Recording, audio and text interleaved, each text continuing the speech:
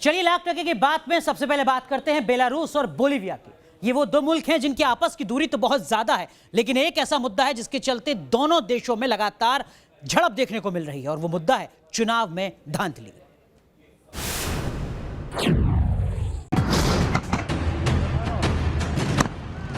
हंगामा, आगजनी और पुलिस से मारपीट। बेलारूस से लेकर बोलिविया तक मंजर एक सा है। मुद्दा है चुनाव और चुनाव को लेकर दोनों मुल्कों की आवाम सड़कों पर उतर चुकी है।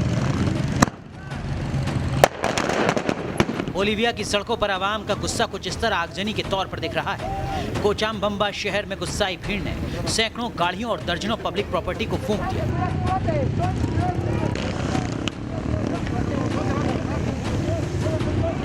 भीड़ को काबू करने के लिए पुलिस को टीयर गैस के गोले दागने पड़े। दरअसल यहाँ की लेफ्ट पार्टियां और लोकतंत्र समर्थक दूसरे दल राष्ट्रपति चुनाव को टालने को लेकर हिंसात्मक विरोध पर उतर गए हैं।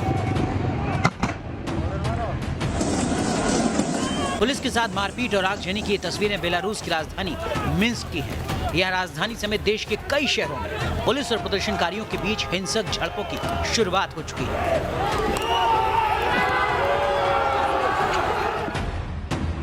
बताया जा रहा है कि मिन्स्क में पुलिस ने सिटी सेंटर के पास जमा भीड़ को तितर-बितर करने के लिए सुन्न कर देने वाले हथगोलों का इस्तेमाल किया।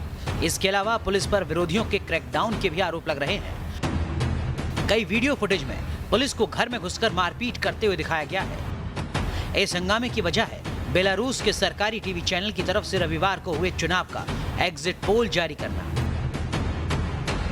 इनमें 1994 से सत्ता में बने हुए अलेक्जेंडर लुकाशेंको को बड़ी जीत का दावा किया गया है, जिसके बाद लुकाशेंको को नापसंद करने वाले नागरिक सड़कों पर उतरे।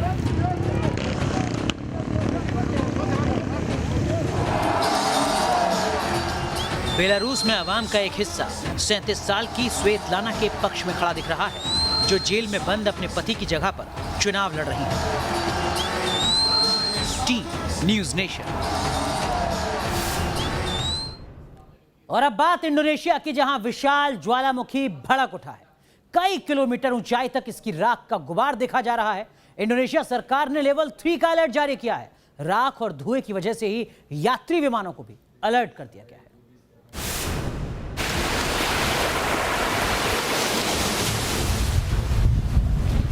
ज्वालामुखी में जोरदार धमाका और ब्लास्ट के साथ ज्वालामुखी के सीने से क्रेटर के जरिए धधकता लावा बाहर निकलने लगा।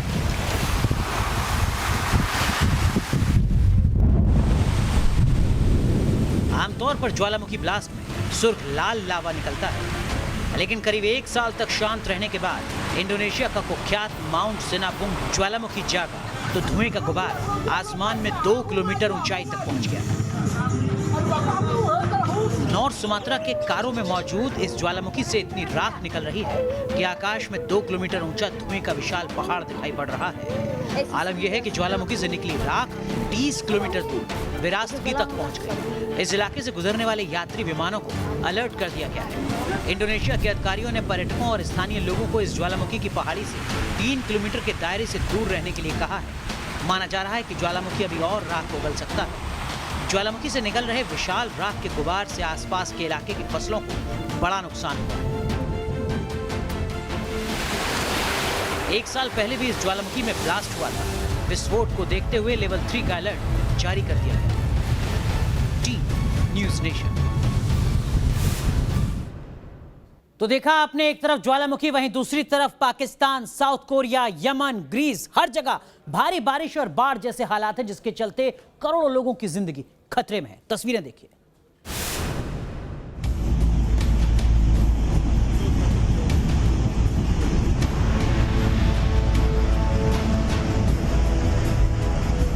पानी का प्रहार, पाकिस्तान बेहाल।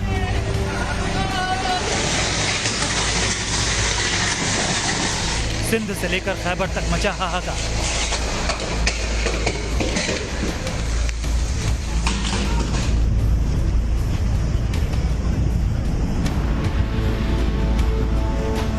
तीन दिन की भारी बारिश से पाकिस्तान में 60 की मौत।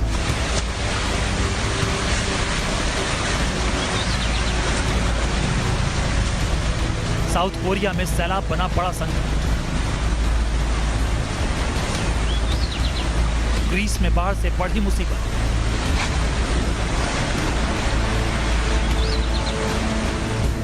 पानी को तरसने वाले यमन में आसमानी आफत से हाहाकार।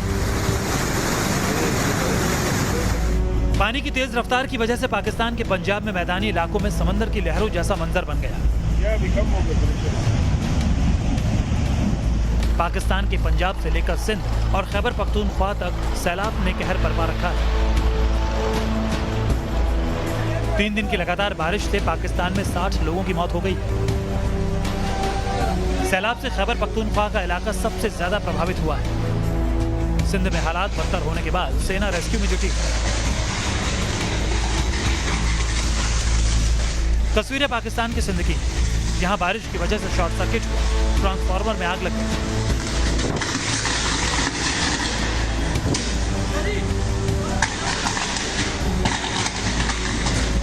सैलाब में बहते मवेशियों की तस्वीर सिंध के दादू इलाके की।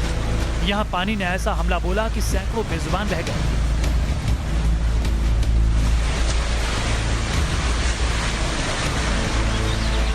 ये यमन है। इस रेगिस्तानी इलाके में पानी पेट्रोल से भी कीमती है, लेकिन कुदरत ने यहाँ अजीब रंग दिखाया। आसमान से इतनी बारिश हुई कि तबाही मच गई। बारिश से यमन में 2 दर्जन से ज्यादा लोगों की मौत हो गई।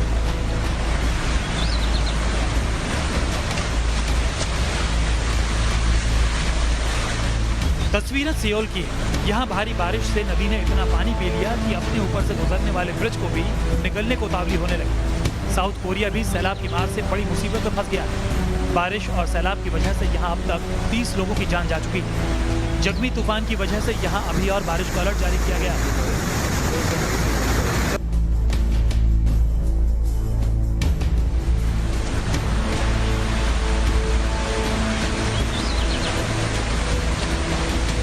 ग्रीस में भी कुदरत का गुस्सा ऐसा भड़का कि 7 लोगों की जिंदगी चली गई। ग्रीस की इविया आइलैंड पर बारिश, फ्लैश फ्लड और लैंडस्लाइड की वजह से पूरे इलाके की सूरत ही बदल गई। सैकड़ों घरों में कीचड़ दाखिल हो गया है। राहत और बचाव के काम में हेलीकॉप्टर्स को लगाया गया है। जी न्यूज़ नेशन। तो देखा आपने, अगस्त में आसमान से आफत की बारिश हो रही है तो जमीन पर जल प्रलय जैसे हालात नजर आ रहे हैं। मैदानी इलाकों से लेकर पहाड़ों पर लगातार बारिश और बाढ़ से हाहाकार मचा हुआ है। ये रिपोर्ट देखिए।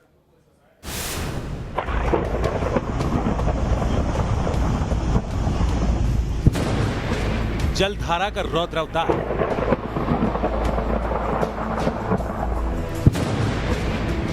विकराल लहरों का वार,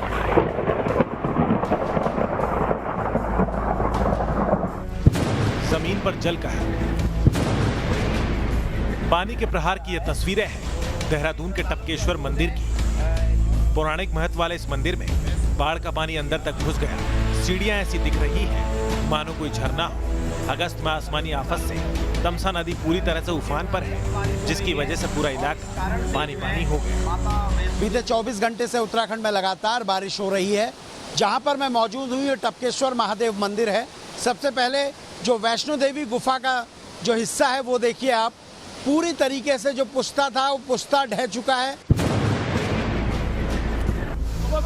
ये तस्वीरें उत्तराखंड के रामनगर की है। यहाँ सैलाब के बीच एक बाइक सवार युवक को लापरवाही भारी पड़ गई। पकड़ लो सारे लोग। एक बाइक सवार ने बिना सोचे समझे बिरमोली नाले में अपनी बाइक को उतार दिया। नाले में तेज पानी के बहाव में बाइक सवार बह गए, लेकिन पास खड़े कुछ युवकों ने भागकर इस बाइक सवार युवक की जान बचा ली। लगातार बारिश के कारण नदियां उफान पर हैं। ऐसे में लोग जान जोखिम में डालकर नदी पार करने को मजबूर हैं। ये तस्वीरें उत्तरकाशी की हैं। यहाँ ब्रिज नहीं होने की वजह से लोग जुगाड़ के पुल के सहारे नदी पार कर रहे हैं। ऐसे में सोचिए अगर बैलेंस बिगड़ा तो क्या अंजाम होगा। रुद्रप्रयाग में बादल फटने से तबाही मची है। तस्वीरों में आप देख सकते हैं कि कैसे बादलों से बर्बादी बरस रही है। बताया जा रहा है कि फ्लैश फ्लड की वजह से यह इलाका पानी पानी हो गया।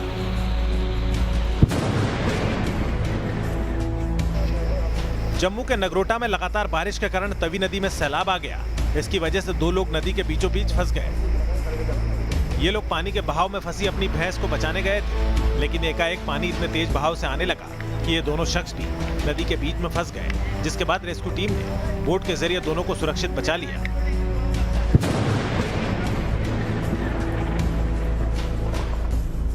सैलाब के बीच ये शख्स अपने स्टंट की सनक करने से बाज नहीं आया। ये तस्वीर कर्नाटक के भागलकोट की है। यहाँ नदी उफान पर है। डुबो देने वाले पानी में एक शख्स ब्रिज से छलांग लगा रहा है। वीडियो सामने आने के बाद पुलिस इसकी तलाश कर रही है। T News nation. चलिए अब बात करते हैं चीन और पाकिस्तान की साजिश की। पाकिस्तान और चीन मिलकर पीओके में बड़ी साजिश कर रहे हैं। भारत को घेरने के लिए चीन पाकिस्तान के साथ मिलकर रेल लाइन बिछाएगा, इस बात की जानकारी सामने आ रही है।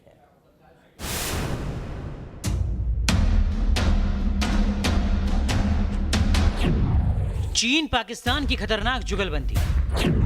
पीओके में रेल के जरिए चीन पाक की चाल। एलएसी पर चीन के विस्तारवाद को पूरी दुनिया देख रही है। एलओसी पर पाकिस्तान की दहशतगर्दी एशिया की शांति के लिए बड़ा खतरा है। दोनों मुल्क का नापाक गठबंधन हर रोज साजिशों का जाल बुन रहा है। चीन और पाकिस्तान ने मिलकर अब नई चाल चली है। कंगाली से जूझ रही इमरान खान सरकार ने पीओके में चीन की मदद से एक रेल लाइन प्रोजेक्ट को मंजूरी दी। इस रेल लाइन प्रोजेक्ट के लिए 6.8 अरब डॉलर यानी करीब 21,000 करोड़ रुपए के बजट को मंजूरी दी गई है। इस प्रोजेक्ट को सीपीईसी का हिस्सा बताया जा रहा है। ये भी साफ नहीं हो सका है कि रेल लाइन पीओके में कहां से कहां तक बनाई जाएगी। जानकारों का कहना है कि इस रेल लाइन के जरिए चीन और पाकिस्तान भारत पर दबाव डालने की कोशिश कर रहे हैं। कुछ दिन पहले चीन की सलाह पर पाकिस्तान ने अपना नया पॉलिटिकल मैप जारी किया था। ये तो तय है कि सीपीईसी प्रोजेक्ट से कर्ज के बोझ तले दबे पाकिस्तान की हालत और खस्ता होगी। सीपीईसी को बलूचिस्तान में चरमपंथियों का विरोध भी झेलना पड़ रहा है, लेकिन भारत के खिलाफ साजिश रचने के मकसद से चीन इस प्रोजेक्ट पर काम कर रहा है। Team news nation.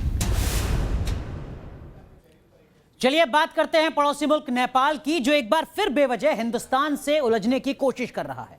इस बार का मुद्दा गौतम बुद्ध से जुड़ा है। दरअसल में हिंदुस्तान के विदेश मंत्री ने बयान दिया तो नेपाल में हाहाकार मच गया। गौतम बुद्ध पर बेवजह बवाल। साझी विरासत पर विवाद क्यों?